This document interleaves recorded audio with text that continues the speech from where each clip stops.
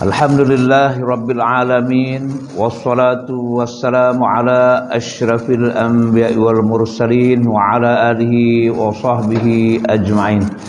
A'udzu billahi minasyaitonir rajim. Wa man yattaqillaha yaj'al lahu makhraja wa huwa hasbuhu innallaha balighu amrih. Qad ja'alallahu likulli syai'in qadra. Allahumma shalli ala sayyidina Muhammad wa ala ali sayyidina Muhammad. Yang saya hormati dan dikasihi Tuan Imam serta jemaah sekalian, insya-Allah kita sambung dengan sesungguhnya bahawa tidak ada Tuhan selain Allah. Betapapun pengalaman dan ujian terhadap manusia sepanjang sejarah kehidupan dunia ini dari abad ke abad telah membuktikan banyak hal, menyedarkan akal bahawa berhala-berhala itu tahyul belaka. Kekafiran itu sumber petaka. Pembangkangan itu dusta. Para rasul itu benar adanya. Dan Allah benar-benar sang pemilik kerajaan bumi dan langit. Segala puji bagi Allah dan Dia sungguh-sungguh maha kuasa atas segala sesuatu. Seberapa besar, kuat atau lemah, hangat atau dingin iman anda, maka sebatas itu pula kebahagiaan, ketentraman, kedamaian dan ketenangan anda. A'udzubillahi minasyaitonirrajim.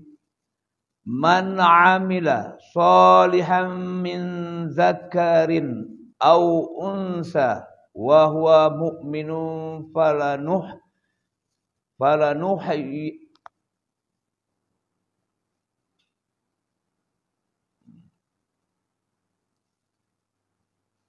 falanuhyiyannahu hayawatan thayyibah wa lanajziyannahum ajrahum bi ahsani ma kanu ya'malun. Surah An-Nahl ayat 97.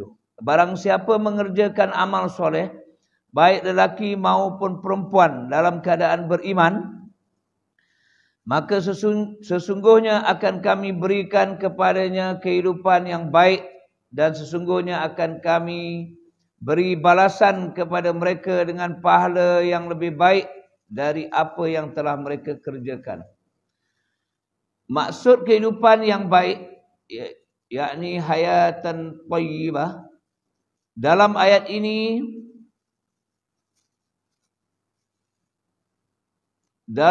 ini adalah ketenangan jiwa mereka dikarenakan janji baik Tuhan mereka, keteguhan hati mereka dalam mencintai zat yang menciptakan mereka, kesucian nurani mereka dari unsur-unsur penyimpangan iman, ketenangan mereka dalam menghadapi setiap kenyataan hidup, kerelaan hati mereka dalam menerima dan menjalani ketentuan Allah, dan keikhlasan mereka dalam menerima takdir. Dan itu semua adalah kerana mereka benar-benar yakin dan tulus menerima bahawa Allah adalah Tuhan mereka. Islam agama mereka dan Muhammad adalah Nabi dan Rasul yang diutus Allah untuk mereka. Jadi tuan-tuan, pada kuliah yang terakhir kita telah bercakap juga tentang tajuk yang sama, iaitu iman adalah kehidupan yang sebenarnya. Cuma sambungan pada hari ini mungkin moga-moga Allah rezekikan kita untuk kita tambah sedikit lagi kefahaman kita khusus berkaitan dengan iman. Saya nak quote balik apa yang ditulis ni. Seberapa besar, kuat atau lemah, hangat atau dingin iman anda, maka sebatas itu pula kebahagiaan, ketentraman, kedamaian dan ketenangan anda. Jadi apa yang penulis cuba ingatkan kita tentang peranan iman ni. Kita rasa kita akan bahagia dengan harta yang banyak, atau wang ringgit yang banyak, atau mungkin pangkat yang tinggi, atau segala-gala yang bersifat kebendaan ni. Tapi ternyata sebenarnya ramai orang di luar sana, walaupun hartanya melimpah ruah, duitnya berkepuk, Pangkatnya pun macam-macam, tinggi. Gelarannya kalau nak tulis di ujung nama dia tu panjang sama. Sampai masuk baris kedua, baris ketiga. Tapi ramai yang sebenarnya tak bahagia. Sebab kebahagiaan tu di hati sebenarnya, bukan pada harta kita, bukan juga pada wang ringgit kita, bukan juga pada pangkat kita dan lain-lain yang bersifat kebendaan. Percayalah, dan saya rasa tuan-tuan pun dapat mengesahkan. Kadang-kadang kita ingat kita dah ada segala-galanya lah. Dah ada rumah, dah ada apa? Dah ada kereta, dah ada duit simpanan, dah ada, sekarang orang banyak main apa? Emas, dah ada emas di public mutual, dah ada macam-macam. Dah ada isteri cantik, dah ada suami handsome, dah ada anak yang berjaya, keluar dari universiti, dapat kerja baik-baik. Tapi kita rasa macam ada kekosongan dalam kehidupan kita. Hati kita macam rasa macam something missing. Kesimpulannya macam tak rasa bahagia lagi. Jadi benar kata-kata ulama bahawa kebahagiaan itu sebenarnya di hati. Dan hati yang bahagia ni hati yang ada padanya keimanan. Ada keimanan. Kalau tak ada keimanan ni atau rendah iman, kuranglah bahagia. Kalau apa ni, keimanan dia sejuk-sejuk suam kuku, panas tidak,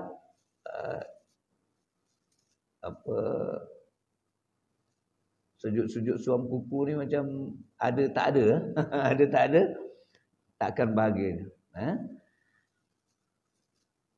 Tak percaya tuan-tuan tanya. Nah, orang yang dah kaya, harta melempar ruah tu, ketika dia dikelilingi oleh ramai orang, dia rasa dia bahagia.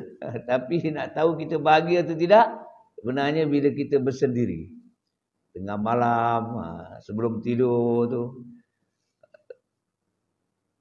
InsyaAllah kalau kita muhasabah, sekiranya tidak ada keimanan, tentu kita rasa kesunyian, kesepian dan sebagainya. Lebih lagi kalau katalah macam kita ni kan, dah ada isteri, ataupun yang si isteri dah ada suami. Bila kehilangan salah seorang, meninggal salah seorang, ramai orang kata, hidup ni macam dah tak ada apa-apa. Itu kesilapan kita. Kita rasa kita bahagia sebab kita dah ada isteri, kita dah ada suami.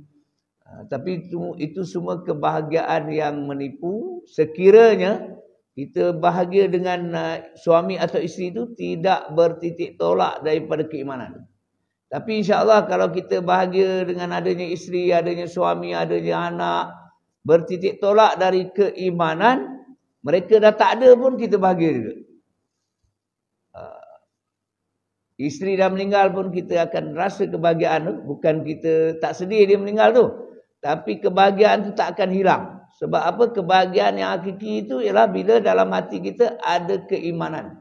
Bahkan isteri dah hilang tu, seolah-olah kalau keimanan tu ada di hati, isteri dah meninggal tu, tapi dia macam hidup je. Sebab orang yang dalam hatinya ada iman ni, dia akan sentiasa ada hubungan baik dengan suami dia atau isterinya walaupun telah meninggal dunia.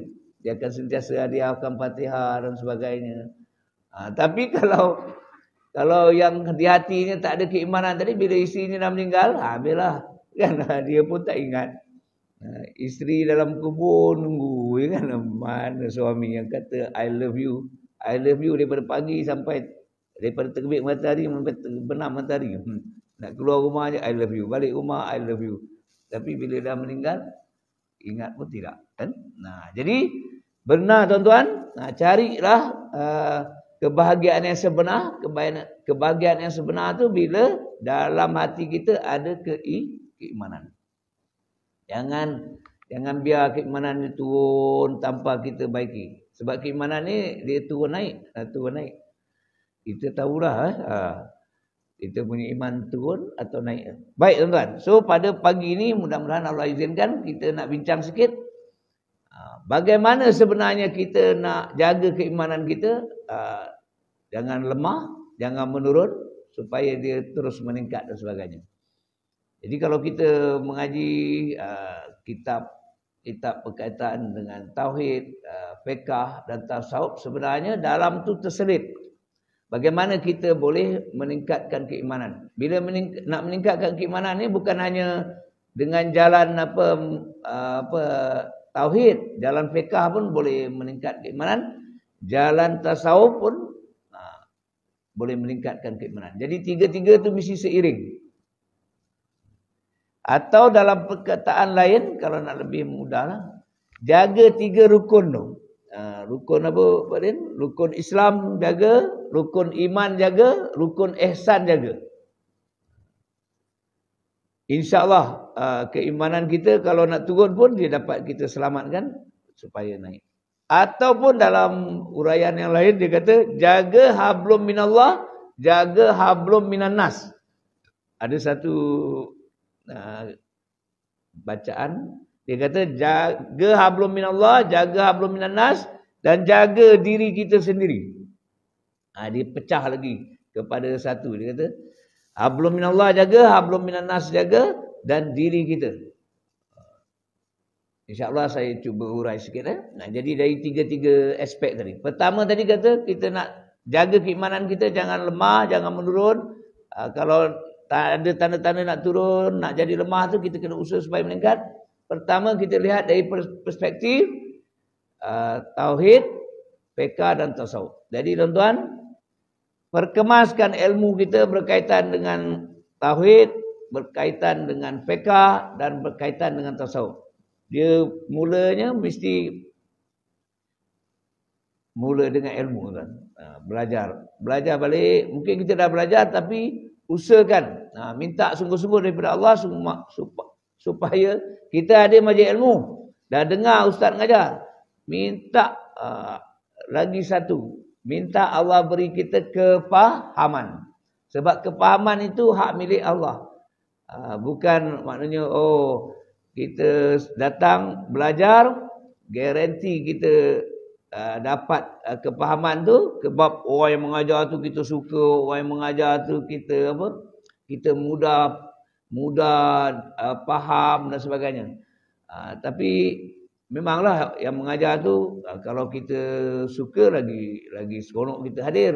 Kalau dia sampaikan dengan perkataan, dengan ayat yang mudah, lebih mudah kita faham. Tapi hakikatnya kepahaman tu hak milik Allah. Sebab kita hadir, katalah ada 100 orang hadir dengan kuliah, ada orang dapat 10%, ada orang dapat 20%. Tak percaya lepas kuliah tanya, tadi hang dengar apa? Ada orang dia ingat daripada 10 tu dia ingat 5. Ada orang dah ingat 5 tu, dia kata aku ingat 5 poin ni, tapi 2 poin je aku faham. Jadi tak sama. Jadi minta doa. Dan nak dapat kefahaman ni, dalam Islam pun sebut, dalam psikologi pun sebut, kena ulang. Kena ulang kan. Sebab Allah akan tambah kefahaman ni sedikit demi sedikit. Allah bukan tak boleh bagi 100% terus. Boleh. Tapi Allah bagi sikit. Kalau Allah bagi 100% terus, ada 2 kemungkinan. Mungkin lepas tu kita tak datang lah. So kita kata aku faham lah semua apa nak cakap. Ataupun kita jadi takut kita tak tertanggung. Tak tertanggung. Sebab Allah bagi kita sikit-sikit tu supaya kita pun boleh buat sikit-sikit. Boleh buat apa yang kita dah tahu, dah faham. Tapi ulang. InsyaAllah tuan-tuan, makin tuan-tuan ulang, kepahaman tu makin bertambah. Contoh macam ni, tak percaya tuan-tuan nak pilih mana-mana buku. Ataupun pilih mana-mana surah. Surah yang pendek je. Surah paling akhir apa? Surah An-Nas. Baca terjemahan dia. Lepas tu ulang lagi. Esok baca lagi terjemahan dia. Esok baca lagi. InsyaAllah ada kepahaman yang bertambah. Lebih lagi selain baca terjemahan, kita baca sikit tafsir. Lebih lagi kita ulang pergi jumpa ustaz. Nanti akan bertambah kepahaman tu. Kepahaman ni dia akan bertambah setiap kali kita ulang, insya-Allah. Okey, so dapatkan ilmu balik tuan-tuan berkaitan dengan tauhid ni sehingga kita faham. Dan begitu juga fiqh, belajar balik ni nak tingkat belajar balik. Daripada kita bila sebut bab fiqh ni, yang pertama sekali bab bersuci. Bersuci tuan. Kemaskan balik bab bersuci ni daripada bab bersuci, bab najis hingga bab hadas. Istinja kita macam mana cara betul ke tidak, kita angkat wudu betul ke tidak, kita mandi hadas betul ke tidak, kita contohnya apa, orang lelaki lah, dia kalau buang air kecil sunnahnya dia kena berdehem kan, supaya najis kencing dia tu keluar habis. Tapi kita tahu ramai tak buat. Bukan nak cari salah orang. Contohnya apa? Tak percaya kat masjid. Kata kita masuk tandas kan. Ramai-ramai tunggu masuk tandas. Kita pun nunggu sebab tandas tu full. Penuh kan. Keluar daripada tandas tu. Orang pertama tak dengar pun berdehem. Orang kedua tak dengar pun berdehem. Orang ketiga pun tak dengar pun. Keluar daripada tandas masjid. Dan kita nampak yang keluar ni memang orang kita ni. Tapi mungkin ambil ringan. Tak apalah, bukan wajib dia kata kan. Tapi bila sunnah tu, ada benda yang memang kena dehem supaya dia habis keluar. Ada kemungkinan kalau tak berdehem tak habis keluar. Elok kita rukuk, ada cicir yang dia tersangkut tu, dia keluar. Tapi bukan cakap ni supaya jadi was-was, tapi kena ikut sunnah lah. Kena amal. Bersuci, angkat wudu.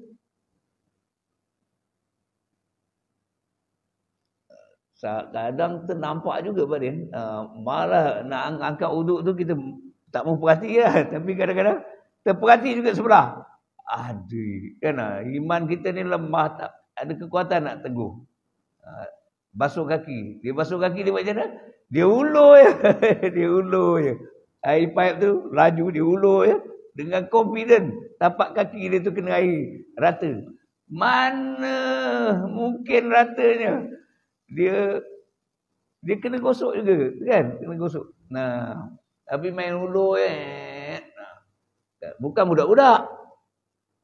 Bapak budak kan. Tapi saya tak kata orang lah. Kadang saya pun, ya Allah, ampunlah dosa aku. Tak berani nak tu. Duk fikir. Tapi berdoanya mudah-mudahan satu masa Allah beri dia apa kefahaman. Jadi kita nak tingkatkan iman kita ni kena membaharui balik, tajdid balik ilmu kita ni. Dan maksud saya tajdid bukan setakat kita belajar, tahu, faham, tapi praktis buat fiqh. Buat fiqh yang paling utama sekali, bersuci itu mesti clear. Sebab kalau bersuci itu tak mengikut syariat, habis. Sembayang out. Kan? Sembayang syarat sah dia, suci daripada najis, suci daripada hadas. Ada besar. Hadas kecil, kita angkat uduk selesai. Tapi ada besar ni mandi. Ikutlah kita punya rezeki. Ada orang seminggu sekali dia mandi. Kan? Ada orang sebulan sekali dia mandi. Yang dah berkeluarga lah. Boleh faham tu yang tersirat tu. Ada orang setahun sekali agaknya dia mandi. Bila mandi tuan, pastikan rata seluruh air tu rata pada seluruh anggota yang lahir. Dah saya nak highlightkan ni. Antara anggota yang lahir ialah bahagian mana tahu? Dubur kita. Dubur kita yang masa kita buang air besar tu, dia keluar sikit. Dalam bahasa biologi dia kata anus. Anus tu keluar. Tak percaya tuan-tuan, lepas ni buang air besar, tuan-tuan amati sikit. Memang ada yang keluar. Lepas tu bila najis tu dah dipotong masih, dia masuk balik. Jadi yang keluar masuk tu, itu adalah anggota luar. Tu sebab dari segi fiqh bila nak mandi ada besar, jangan berdiri tak sah kata ustaz. Tapi uraian dia sebenarnya, kalau berdiri anus tu tak keluar. Jadi kita kena mencangkung. Betul tak? Cangkung, teran sikit. Tapi bukan teran sampai keluar nanti jadi buasir pula. Kan? Teran sikit, masa tu kita lalukan air dah rata. Ada ustaz saya ingat yang terang, dia kata kalau nak yakin dia masuk lalukan air dengan bantuan uras jari ni. Tapi jangan satu jari, itu dah lain dia. Sikit dia. Ratakan. Ramai orang terlepas pandang tu. Kan? Dia confident dia sambil berdiri dia gosok macam tu kan. Lebih lagi orang perempuan kalau tak mencangkung memang masalah. Sebab dia punya bahagian alat sulit tu berlipat-lipat. Jadi dia kena lalukan air. Bahagian alat sulit dia tu, bahagian luar itu masih berlipat-lipat. Melainkan dia mencangkung, ambil dia lalu air, dia gosok. Kalau tidak, mandi ada besar, habis satu tangki air pun tak sah. Pasal ada anggota luar yang tidak diratakan. Boleh? Mata kita gosok dah sikit masa air lalu tu. Sebab ada bahagian yang berlipat. Betul? Telinga kena teliti ni sebab dia ada banyak lekuk-lekuk dalam. Kan? Pusat lalu ke air pusat tu. Sebab ada orang pusat dalam. Jadi kalau dia tak cocok tu, dia bahagian dalam tu tak kena air. Dia lalu. Bawah ketiak. Ya Allah. Jadi insyaAllah betul-betul kita laksanakan bersuci tadi menurut syariat. Semayang pun nak kena detail balik. Dekat Masjid Sultan Ibrahim kita dah selesai dah kuliah sebelum Jumaat, bab semayang, rukun-rukun semayang. Ni dah masuk bab apa, wuduk pula. Wuduk. Tapi sayang ramai orang datang lambat lagi. Jadi kalau yang datang lambat tu memang dah faham, tak apa. Ustaz Akmal dah terang dah detail secara ringkas. Detail tapi secara ringkas lah. Maknanya semua rukun tu disentuh tapi secara ringkas. Untuk membolehkan sembahyang tu sah. Jadi insyaAllah kalau bersucinya betul, hadas kecilnya dapat disucikan, hadas besar dapat disucikan, sembahyangnya betul, pasti iman tu meningkat. Sebab itu janji Allah. Kan ada janji Allah dalam Quran, maknanya siapa jaga sembahyang dia, mendirikan sembahyang ni dengan betul, dapat mencegah diri daripada fahsyat dan mungkar. Kalau dapat mencegah diri daripada fahsyat dan mungkar, maknanya iman dah steady lah. Kalau masih lagi buat perkara maksiat dan perkara yang berdosa ni, maknanya iman ketika itu menurun. Dan di antara kaitan dia sebab mungkin tadi sembahyang kita tak sah. Mengapa sembahyang tak sah? Bersuci pun tak sah. Kemudian dalami juga balik tuan-tuan, tajrid balik, pergi belajar betul-betul tasawuf ni, bukan dengar huraian tasawuf tu sekadar nak tahu dari segi ilmunya, tapi nak diamalkan. Tasawuf ni kerja hati tuan-tuan, kerja hati. Kerja kita belajar kitab tasawuf tu sebab kita nak dia punya final sekali nak ke hati kita. Tapi dia berkaitlah. Nak dapat hati yang tadi ada rasa diperhatikan oleh Allah, dia berkait juga dengan zahir. Latihlah mata tu, jangan tengok maksiat, telinga jangan dengar maksiat, lidah jangan cakap maksiat, tangan jangan buat maksiat, kaki jangan buat maksiat, perut pun jangan ambil benda yang ada unsur haram, kemaluan pun jangan terjebak dengan maksiat. InsyaAllah lebih mudah kita nak jaga hati kita. Memanglah hati itu disebut apa? Jangan ada sifat mazmumah. Buang dan masuk sifat mahmudah. Jangan ada sombong, buang sombong tu, masukkan rendah diri, tawaduk dan sebagainya. Jadi perkembangan balik dari sudut ilmu, minta doa supaya kita faham dan dapat amalkan. Tiga-tiga tadi, sama ada dari segi tauhid, fiqh dan tasawuf.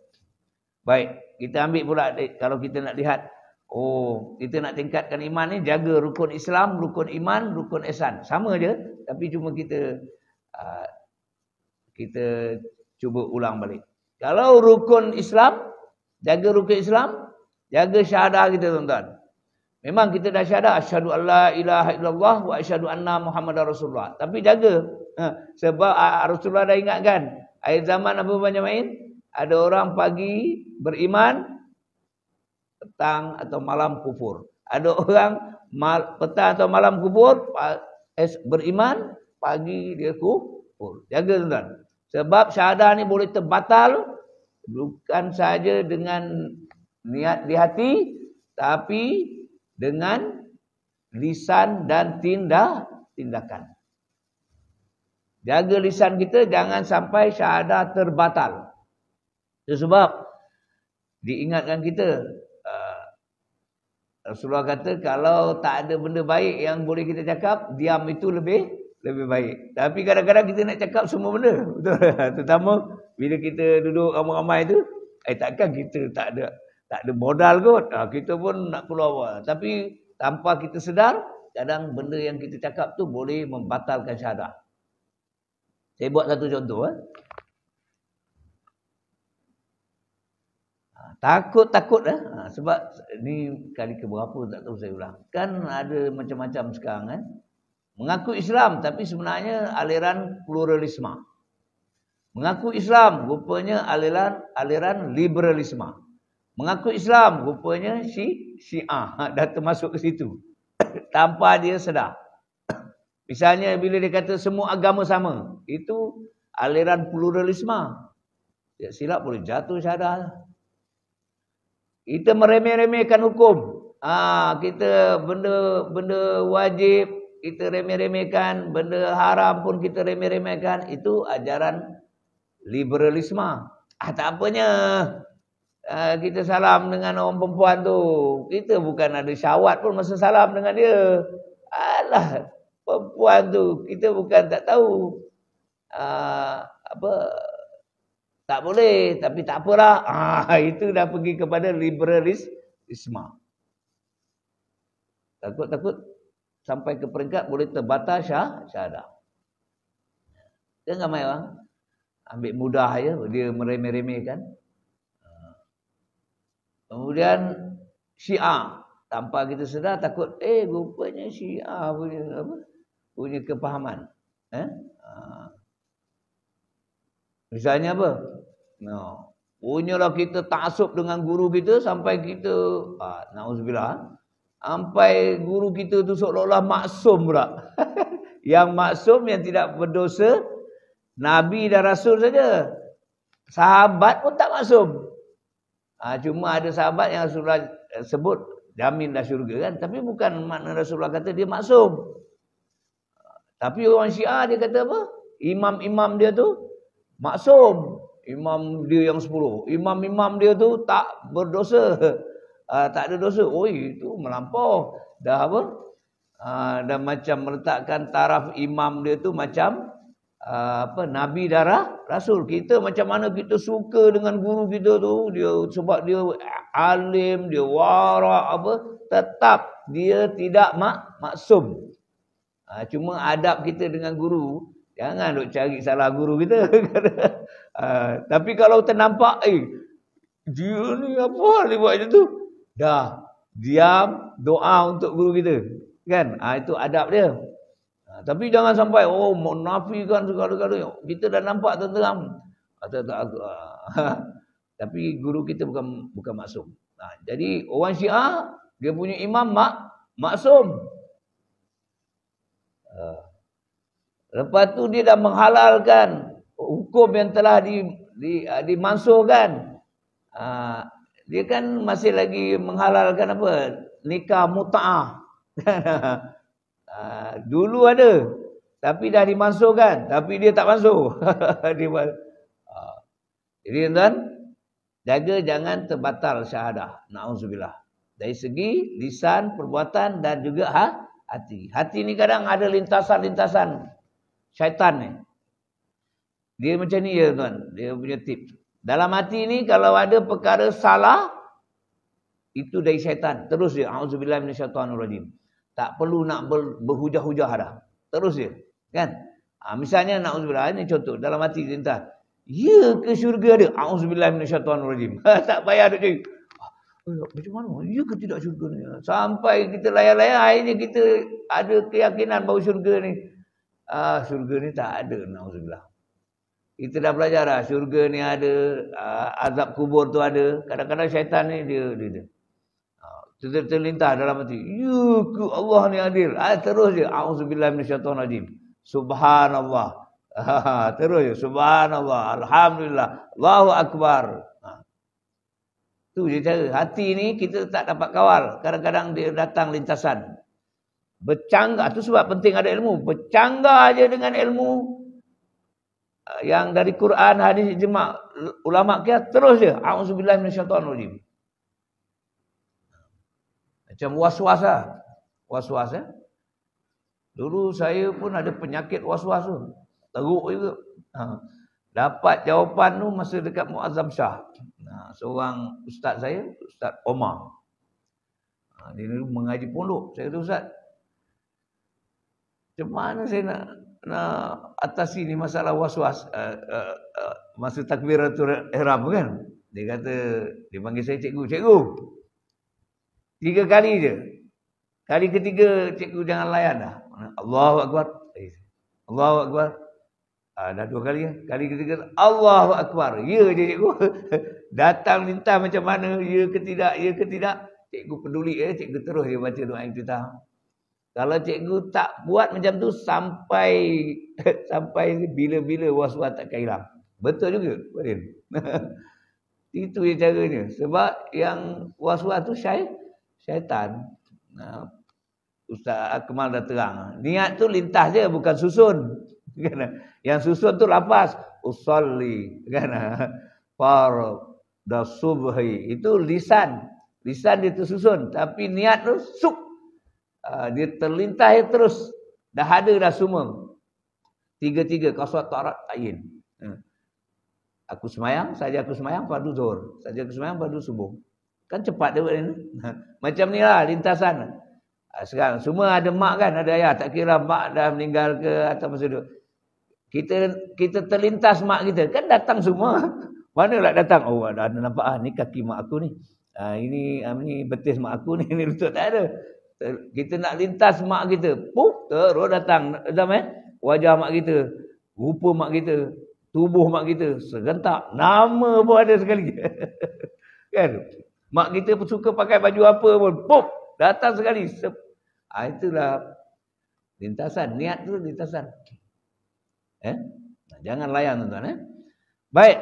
Rukun Islam. Ada 5 tu kan. Semua jaga tuan-tuan. Lepas syahadah, semayang. Semayang kita jaga. Orang lelaki, saya ingatkan di saya tuan-tuan. Carilah cara macam mana pun. Untuk datang solat berjemaah. Tak di surau, di masjid. Kalau tak dapat juga, tak dan. Dekat rumah kita baru dan nak sembahyang. Sebab tadi dari Melaka, kejar. Surau dah selesai Jumaat, masjid dah selesai. Sampai kat rumah, tanyalah ahli keluarga kita. Dah sembahyang belum? Belum. Jom bangkat sembahyang, kita sembahyang berjemaah. Sebab, apa dia kelebihan sembahyang jemaah? Kalau sembahyang seorang, paling hebat pun kita dapat, kalau kita boleh letak markah tu 1 lah. Paling hebat berapa? Dapat 1 markah penuh. Ada kemungkinan tak dapat markah penuh tak? Dapat 0 poin berapa tak tahu. Sebab dia bergantung kepada khusyuk. Tapi, kalau saya salah tuan-tuan betulkan saya. Tapi boleh tanya ustaz-ustaz itu. Tapi sembahyang jemaah ni, khusyuk tak khusyuk dapat apa? 27 lah. Khusyuk tak khusyuk. Kemudian kalau khusyuk, tambah lagi. Kan? Dan kemudian yang syoknya tu, markah khusyuk tu, ambil markah yang paling tinggi. Katalah, imam markah dia paling tinggi. Kita ikut dia punya markah. Walaupun kita tadi tak apa khusyuk. Dah lah dapat 27 tadi. 27 kali ganda. Lepas tu markah khusyuk tu bergantung kepada, tu sebab lagi ramai. Bergantung pula, lagi ramai jemaah, lagi tinggi markah dia. Kemudian dalam ramai-ramai tu kata ada 40 orang. Memang ada seorang tu memang luar biasanya. Kita ikut markah dia. Itu siapa tak sembahyang jemaah rugi tu. Lepas tu apa dah? Kita salam ya lepas sembahyang. Gugur dosa kita. Katalah saya ada mengumpat imam, imam ada mengumpat saya. Salam, selesai. Berguguran dosa di antara 2 orang Islam yang bersalaman. Itu yang rugi kalau kita tak datang berjemaah. Mayang kat rumah, dapat markah penuh apa banyak main? Satu je. Tapi kalau berjemaah pergi masjid ramai wow. Bagus. Patut kita ucap terima kasih pada semua jemaah kan. Baik.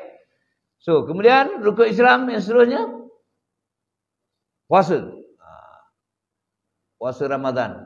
Kita azam panjang umur, tingkatkan. Jangan hanya puasa menahan lapar dan dahaga, tapi puasa anggota kita ni daripada maksiat dan hati kita juga. Lepas tu apa? Zakat. Kalau kita berharta, dan kalau kita mampu pergilah umrah dan haji. Okey. Rukun iman ada 6 tu. Berkemas balik. Percaya kepada Allah tu yang paling tunggak. Jangan kita belajar dah sifat 20 yang wajib, yang apa? Mustahil, yang harus, tapi dia tidak terkesan ke hati kita. Apa di antara sifat Allah yang wajib? Allah Maha melihat. Bila orang ramai contoh pergi semayang kat masjid surau bukan main cantik pakai serban, jubah kan, pakai minyak atar apa kan. Pakai celak kan. Takbiratul ihram dia pun kemas. Tak adalah tak tahu takbir memanglah tak wajib angkat tu, tapi angkatlah betul-betul kan. Ini angkat. Dekat masjid, masa nak pergi masjid, nak pergi surau, kemas semua kemas. Tamak nina, tapi bila semayang, ditakdirkan semayang seorang-seorang. Pakai keplekat je, jadi tutup aurat je. Baju tak pakai, kopiah tak pakai, tamak nina pun macam patuk apa? Ayam patuk beras. Jangan tuan-tuan. Walaupun dia kata sah tamak nina tu sekadar tempo baca subhanallah, tapi biar buat betul-betul. Buat betul. Kalau kita yakin Allah tu Maha melihat, Allah Maha melihat dalam semua keadaan, sama ada kita bersendiri ataupun dalam ramai, sama ada dalam gelap ataupun dalam terang. Tak ada had masa, tak ada had tempat. Jadi tingkat sampai kita macam tu, pasal apa kau dekat rumah pun kau macam nak pergi sembahyang Jumaat ni. Allah Maha melihat. Aku pergi masjid macam ni, aku dekat rumah pun macam ni. Itu pun betul. Kan? Kita tahu Allah Maha melihat tu, tapi dari segi praktis kadang-kadang na'udzubillah macam Allah tak tengok dia. Dia buat ikut suka dia je. Mendengar. Allah Maha mendengar. Bagaimana Allah Maha mendengar? Dengar lisan kita, yang zahir, yang batin semua Allah dengar. Jaga hati kita tu. Hati saya ni ikhlas tak ikhlas, tuan-tuan tahu tak? Tuan-tuan tak tahu. Tuan-tuan ikhlas atau tidak, saya tahu tak? Tak tahu. Tapi Allah tahu tak? Apa yang berdetik, apa yang terbisik di hati itu Allah dengar tak? Dengar. Kalau gitu dah. Itu yang dia kata makrifat tu sebenarnya. Bukan benda pelik sangat. Orang yang dah sampai makrifat tu, dia rasa macam tu. Dalam apa keadaan, di mana saja dia rasa Allah tu. Dia rasa Allah tu. Dia rasa Allah. Dia rasa Allah melihat dia. Dia rasa Allah mendengar dia. Dia rasa Allah mengetahui. Kemudian ada lagi rukun iman. Apa tu? Percaya kepada malaikat. Percaya kepada kitab. Percaya kepada Nabi dan Rasul. Percaya kepada hari akhirat dan qada al-qadar. Itu kalau urai panjang kan. InsyaAllah kalau kita perkemaskan semua rukun iman yang asas tadi, selesai. Begitu juga rukun ihsan. Tadi dah masuk sebenarnya ihsan. Kita rasa kita memang tak dapat lihat Allah, tapi kita merasa Allah memerhatikan kita, melihat kita. Dan selalu ingat tuan-tuan. Allah nampak ni, Allah nampak ni, Allah nampak ni, Allah dengar, Allah dengar. Kita bercakap pada diri kita. Baik. Dan yang terakhir, kalau kita nak lihat dari segi hablum minallah, hablum minannas dan diri kita. Jadi kalau kita nak tingkatkan keimanan, jaga hablum minallah. Tadi dah urai sebenarnya. Jaga solat kita dan sebagainya. Kalau pergi haji betul-betul. Haji itu urusan kita dengan Allah sebenarnya. Puasa kita, urusan kita dengan Allah sebenarnya. Allah janji puasa ni, dia punya pahala tu Allah yang tentukan berapa Allah nak bagi. Bergantung kepada kita punya keikhlasan. Jaga. Paling tidak apa, 3 ni. Bila kita solat, jaga. Nah itu hablum minallah. Kita baca Fatihah, kita rasa kita sedang berdialog dengan Allah. Kan ada hadis tu, setiap ayat Al-Fatihah tu Allah jawab. Alhamdulillahirabbil alamin. Kita puji Allah, Allah jawab.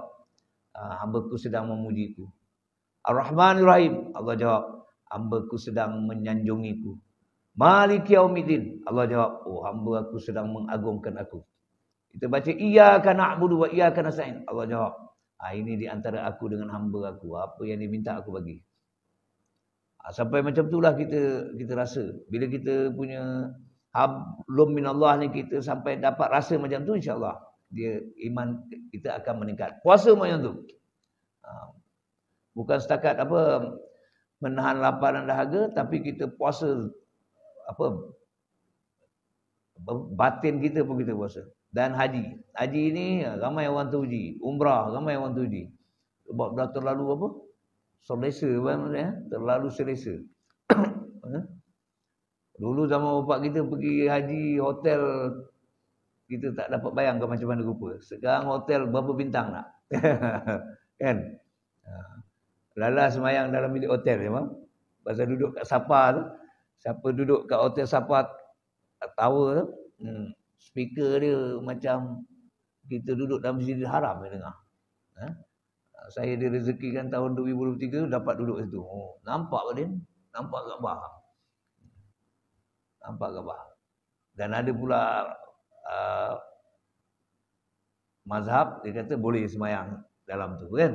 Sebab kawasan tu dikira sebagai apa? Kawasan apa masjid juga. Baik. Tapi kita mazhab Syafi'i elok kita pergilah dalam tu. Kalau kita masa tawaf tu kita urusan kita dengan Allah, tak sibuk dia nak ambil selfie je.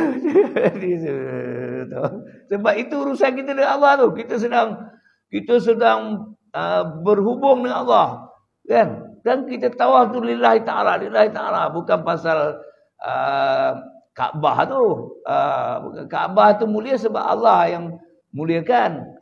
Kan Sayyidina Umar Hajar Aswad tu, Sayyidina Umar masa nak cium dia kata, kalau tidak aku nampak Rasulullah cium, muliakan kau, aku tak cium, kau batu je. Ini sempat selfie, bukan selfie lagi, sempat buat video jam.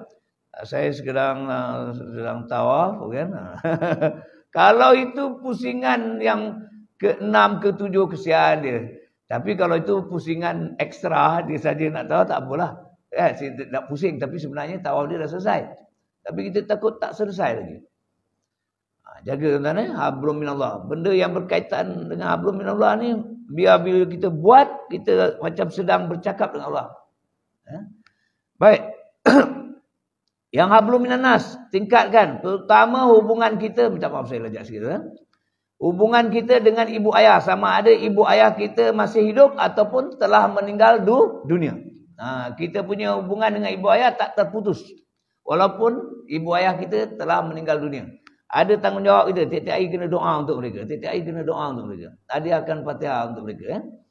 Kemudian belum minanna yang seterusnya dengan ahli keluarga terdekat kita. Dengan isteri, suami, dengan anak-anak, adik-beradik, jiran. Itu semua. InsyaAllah kalau kita jaga hubungan ni, tak usah banyak lah. Jaga hubungan dengan ibu ayah. Lepas tu dengan keluarga terdekat. Isteri, suami, anak-anak, adik-beradik. Jiran kita. Ni, Pak Din. Satu taman ni jiran kita. Sebab kalau dia punya sepir apa? 40 utara 40. Oh, Lan jiran saya. Kalau Lan tak makan, saya buat tak tahu. Kesan. Tapi kalau adalah orang dalam taman kita memang tak ada duit, tak ada barang nak makan, beritahulah. Tidak kita semua sabit. Kita pun bukan boleh tahu kan dalam rumah masing-masing ada beras ke tidak. Tapi kalau tak beritahu, memang kita tak tahulah. Kalau beritahu, insya-Allah kita ada tanggungjawab kejiranan. Jadi kita tak boleh tak peduli ni satu taman ni. Saya walaupun duduk kat ujung tu, Zam jiran saya tak? Jiran Zam. Sebab kalau kira tu termasuk tak dalam 40 buah tu. Masuk. Jaga ni tuan-tuan, insya-Allah. Lepas tu hubungan kita dalam karya ni, kan? Walaupun dia duduk dekat apa rumah Hamka tu, kita punya jiran juga tu kalau kira tu. Baik. Dan kemudian untuk diri kita sendiri, tuan-tuan, apa yang kita kena jaga? Macam kita dah cakap juga, jagalah anggota kita ni, dia semuanya adalah amanah, bukan milik kita banyak main. Ini Allah bagi pinjam sebagai amanah. Jaga, guna seperti mana yang Allah benarkan. Yang Allah tak benar, jangan buat. Kalau terbuat, cepat-cepat istighfar, bertaubat. InsyaAllah, tuan. Ini semua usaha-usaha untuk meningkatkan keimanan.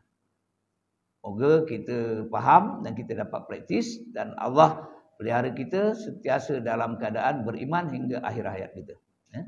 Kita tangguh dulu dengan tasbih kafarah dan suratul As.